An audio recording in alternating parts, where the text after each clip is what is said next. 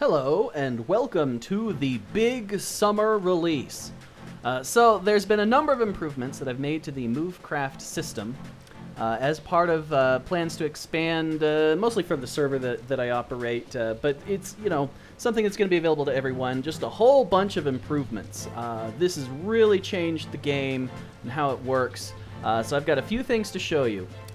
So let me load up a schematic here. We're just going to use a Destroyer Mark III for some. Okay, apparently I can't spell. Let me try that again. All right, yeah. We're going to use this for some of our tests here.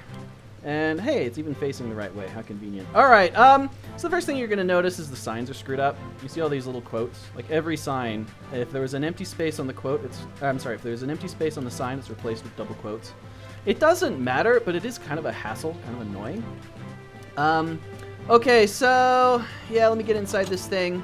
The first thing I want to show you is these really cool new signs. All right, so there's the contacts sign and the status sign. And note, I had to put a colon on each one of those. Let me show you what they do. Let's see, is this going to work? Yes, it is. All right, so if I move just one block, we see that the status has now updated to include all of this information. Let me talk about what this is. So first off, you've got the W. W stands for wool, and 50 out of 50. What that means is 50% is required, that's that number, and I have 50%, that's that number. So I have 50% out of the 50% required. That means that my ship is in danger of sinking. If I lose even 1% more of wool, this ship will sink. That's why it's in red. Red means be concerned about this. Your ship is conceivably about to sink. Now, a lot of the stock ships are balanced right at the point where they really don't have a whole lot of extra wool. And maybe you need to be concerned about that. Maybe you just ignore it. On the other hand, you've got the R for redstone. That's redstone blocks. It's at 2% out of 1% required. So that's green. Why? Because it says this isn't a serious problem. You could lose some redstone and still be fine. So this is a useful tool for you to keep track of damage as it occurs. Now, strangely, with a ship like this, so this design is focused primarily on having tough armor. Well, all right, we're gonna talk about armor later. This is armor that was as tough as you could make it back then under the old system. Because it's designed around tough armor, as you take damage, it's actually reasonable that this number could rise. The wool percentage could rise. How would that happen? Well, because it has less armor that it has to lift, so it now has more wool as a percentage of the remaining blocks. I mean, this gets into some kind of combat mechanics, but let's just set it aside for now. The point is, red bad, green good. It also shows you your range, and that is calculated. So it depends on how fast your ship can cruise, how much fuel you have in your various furnaces. It does not count chests. It's only that's actually loaded in the furnace. So, in a perfect world, if I cruised the entire distance, I could travel 6,000 blocks. Now, if you've played with Movecraft, you know that that's not necessarily realistic, and that likely it's going to be a lot less than that because you're going to have to turn, you're going to have to maneuver. But yeah, if you were to just cruise, you could get 6,000 blocks. All right, so that's the status sign. Very cool. It allows you to keep track of things that are going on in battle, and lets you know when maybe you need to turn your other side to the enemy ship because they're getting through your armor, stuff like that. Now let's talk about contacts. So I'm going to have Bob here, my assistant, is going to load up a fighter just so I can show you this contact system. Okay, he's getting in position. Let's see, can we see him? No. He's probably too far away. All right, so skim, load, fighter, paste. Okay, hey, look, there's a fighter. It's right outside our door. That's less than ideal. But, okay, so he pilots it. And now we see, okay, new contact, airskiff commanded by Bob, and you hear that little ding. Well, you've probably seen that before. That's pretty normal, right? But now, if I move this ship, it says, hey, there is an airsk that is 45 blocks to the north. So it shortens the name because it doesn't all fit on the sign, right? So it shortens that. But it tells me where it is, and most importantly, as I'm moving, let's say that I'm cruising along, this continuously updates. So it allows me to easily keep track of where the enemy is. Oh, and just ignore those last time from the cruise updates. I have it in debugging mode because I was doing some performance testing. I'm going to turn the cruise on. So yeah, you're traveling around, and we've all had this happen. You get a new contact, you see something on your radar, and you're like, huh, okay, there's someone out there with like a fighter or an attack boat or something. And you're like, well, I don't know, should I be worried about that? Should I not be worried about that? So you watch it on your contacts as you continue to cruise. And maybe you notice, hey, you know what? This guy and his fighter, he keeps getting closer. I think he's chasing me down. I think he's trouble, right? This is a way that you can gauge what's really going on, whether you're being chased down or whether you're getting away from someone, or if you're chasing a target. Let's say you are the pirate. Now, this makes it much easier for you to stalk your prey because you can, as he maneuvers, you don't have to keep typing /contacts. You can just glance over here and realize, okay, he must have turned. I've got to turn to get after him. Things like that. All right, now let's get to the fun stuff, the fire directors. All right, so this is completely game-changing. So, for example, there's that fighter over there, right? Bob was piloting that earlier. I'm worried. He's been chasing me for a while. I'm like, you know what? That fighter is trouble. Time to deal with it. So, we need a AA director sign, AA director. And we also need a cannon director. We'll do the cannon later. So, what is a director? A director can change the trajectory of a projectile that your ship has launched. All right? So, for example, that fighter, if you look at this angle, under the traditional Minecraft rules, I should not be able to hit that fighter, right? Because you look at where my guns are, there's my AA guns. It's pointing straight that way. I should not be able to hit that fighter under the traditional rules. But with an AA director, now I can take control of the AA guns. It says you are now directing the AA of this craft. Oh, and by the way, anyone can click this sign, and whoever clicks it last wins. So the way this is designed for multi-crewing, you're supposed to have more than one guy up here. You have the pilot who moves the ship. You might have an AA director who controls the AA guns or the fire guns. And then you have a cannon director for controlling your cannons. So, yeah, you'll note, I can't move the ship anymore. If I right-click, nothing's happening. The ship is not moving. Because now I'm the AA director, I'm no longer the pilot. The ship is still piloted. Anyway, let's get on with the demonstration. So, the way you steer it is you have to have a stick in your hand. And if you look in a general direction, it will steer all of the fireball charges in that general direction. But the cool part is if you look at a specific block, like right now I'm targeting right the middle of that fighter.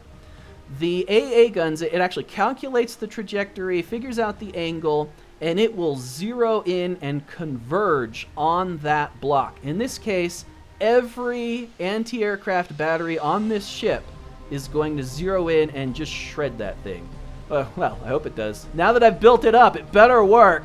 So here we go. I'm going to start firing, and then I'm going to point my block at it. Okay, and the angle, it looks like the angle might, well, it might be too steep of an angle. So, okay, this is an important point. Your fire directors can only steer it so much. There's a 45-degree arc that they're capable of steering the projectile in. So this fighter, if it were to move just a little bit, there it is. Now once again, it is still not, and I'm also going to have it move back. See, once they get close to your ship, it's a lot easier for them to hide and get where your AA guns can't shoot them. But if they're further away, now once again, the angle to that fighter is such that I could not normally hit it. Because there is my last AA gun, and if it shoots straight, it's going to miss, right? Okay, let's try this again. Okay, I'm still the AA gun, so I have to change that. All right. And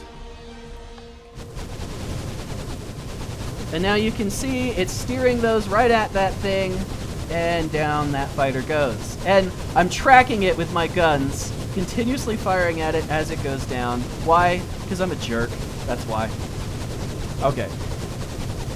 Let's turn that off. All right, now you probably noticed that at one point, the AA started to shoot up. Now, why did that happen? Because as I was tracking the ship down, I hit this block right here. Meaning that... Alright, so here's how it works. It tries to see what the player is looking at, and it converges fire on what the player is looking at. As long as I'm looking through this glass, it's fine. But once I'm angled like this, now I'm looking at this block right in front of me, and the AA guns will try to hit it and fail miserably. Okay, so that's the AA guns. Now, the really cool one is the cannon director. This, like I say, totally changes the way gameplay works. Let me get just a little bit closer to... that's right. I need to repilot because I added those signs. All right, get a little closer. So, there is a sweet spot for every ship, and it's a little different with every ship, just like real-life warships. On this ship, the sweet spot where you can do maximum damage will be at 45 degrees off of my hull. Why? Because I've got 4 turrets, right? And I want them all to be able to fire and hit the target. So it looks like I need to go a little bit further forward. But if I get in that sweet spot, then what happens is I'm able to steer all of the cannons to hit the target, but more importantly, the front turret hits the target before the aft turret does, okay? So basically, the front turret hits the target, puts a hole in it. The second turret then fires, or that is, I mean, it's already fired, but then it hits in the exact, well, not the exact, but it hits in nearly the same spot. It basically hits inside the hole the other turret already made, okay? And then the third turret does the same thing, and then the fourth turret does the same thing. So if you set up the angle just right at that 45-degree angle, which now I think I've actually gone too far, but anyway, you will drill through the enemy ship with successive hits in the same area. This becomes very important when we talk about armor. But for now, let me just show you the system. So I will become the cannon director. You are now directing the cannons. I need to point my guns at the actual target, so you do still have to aim your turret, right? Because it can only aim within certain limits. And these as well. Probably shouldn't be doing this in creative mode. Anyway, and I want this at the minimum arc. There were some other changes for TNT. We'll talk about those in a second. But let me fire this gun. And once again, I get out the stick. I'm going to hit right at the bridge, I hope. Okay, so you can see what has happened is I have shot over the target. So this is an important point. The cannon directors, the AA directors, anywhere I look, the guns will try to hit that spot. The cannon director, I cannot control the elevation of the guns. I can only control the bearing of the guns, or in other words, the direction or the horizontal axis of the guns. The other thing that's important to realize is that in 1.9 there was a huge buff to the power of projectiles in TNT turrets. The result is that all of your guns now have much greater range than they used to, which is great, right? Okay, yeah, we got this nice buff. Oh, that's awesome.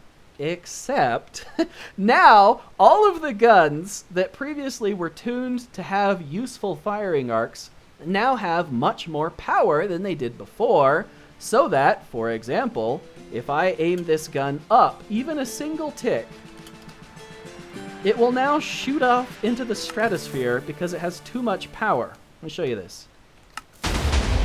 See, it's going way too high. That's too high to be useful. And even on the lowest tick, as you saw, it was too high to hit my target. So what this means to you is the simple solution is to unload some of the propellant in the gun. I'm not interested in taking that kind of time right now, so we are simply going to go down a little bit. But yes, be aware that if you want to have a similar firing arc to what you had before, you need to unload as much as possibly half, a third to a half, of all of your projectile dispensers.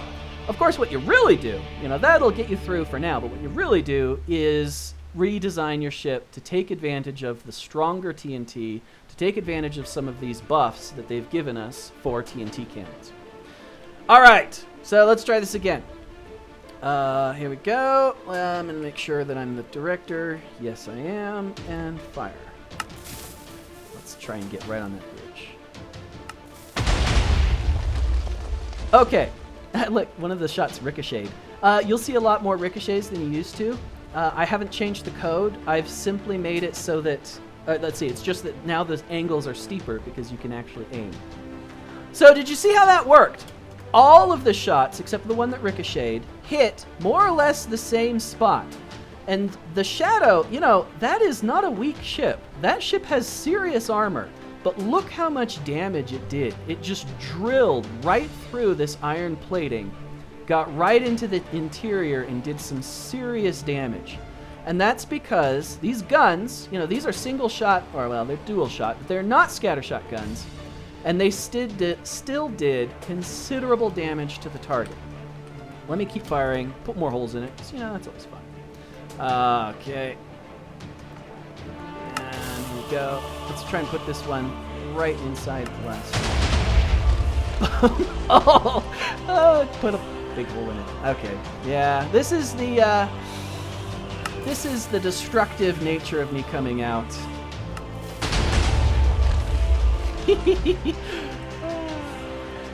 Oh, let's see, what should we hit next? Let's say we want to get,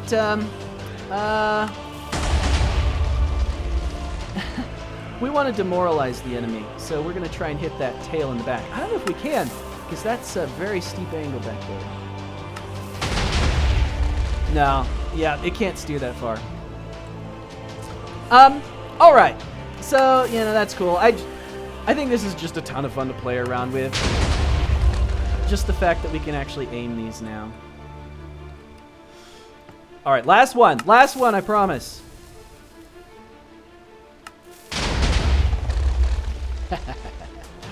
Okay, all right, back to the plan for tonight's video.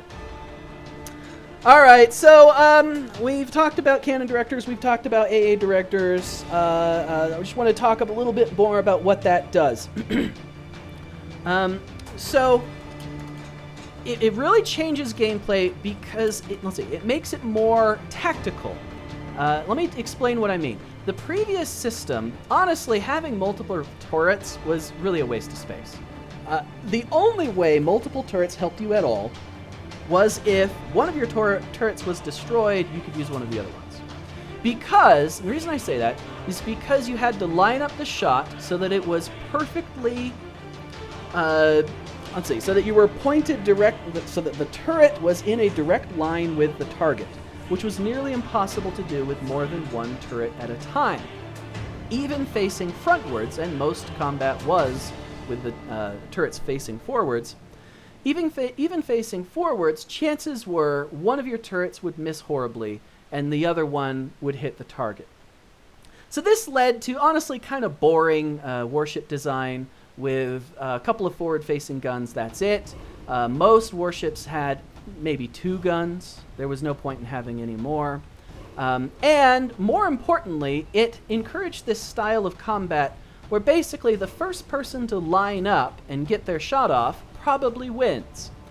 Because you had these extremely powerful guns, and armor was very ineffective. You really couldn't armor against these nasty, devastating cannons.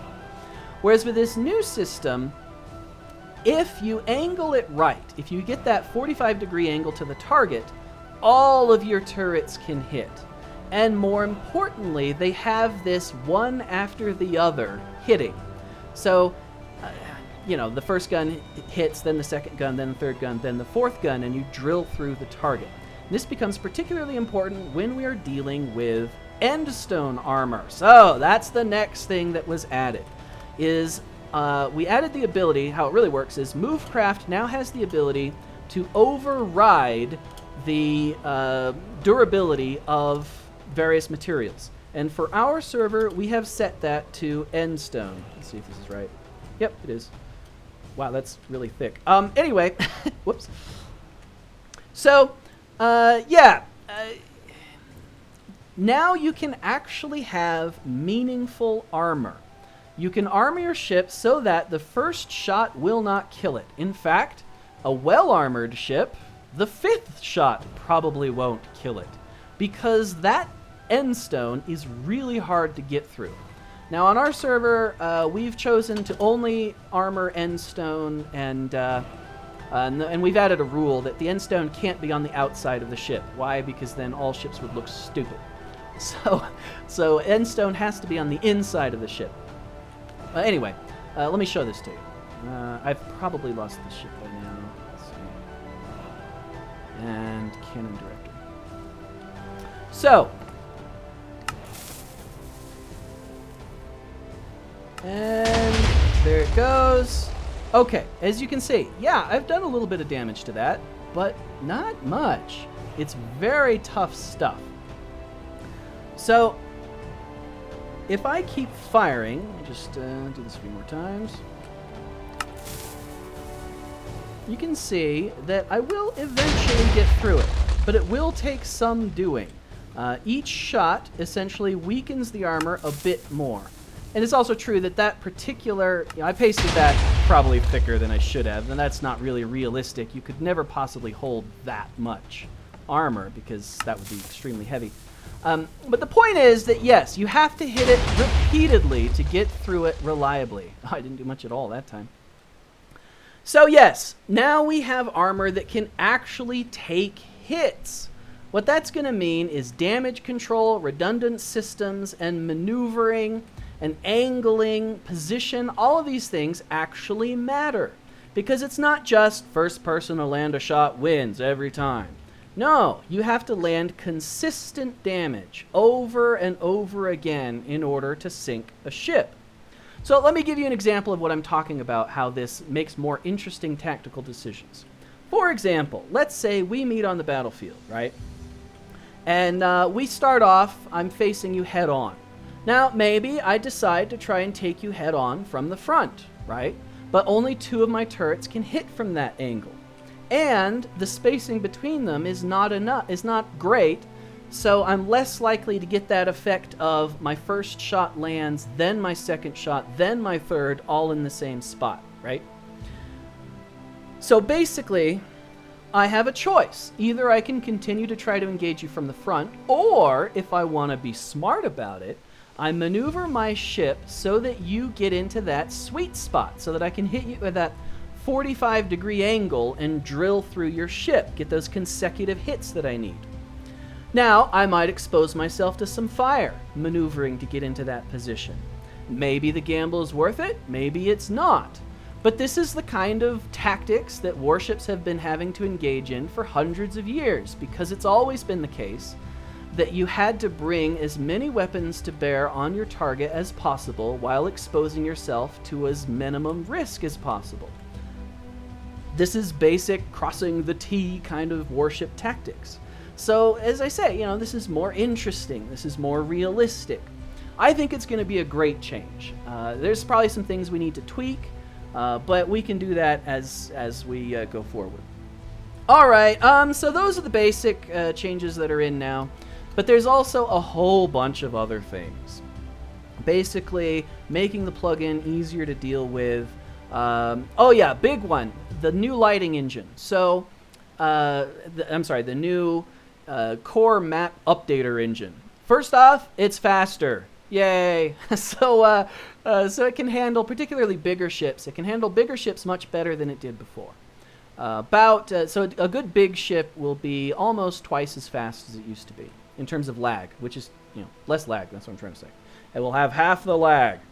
And then you've got the lighting problems. They are supposed to be fixed. I think they're fixed. Needs to be tested.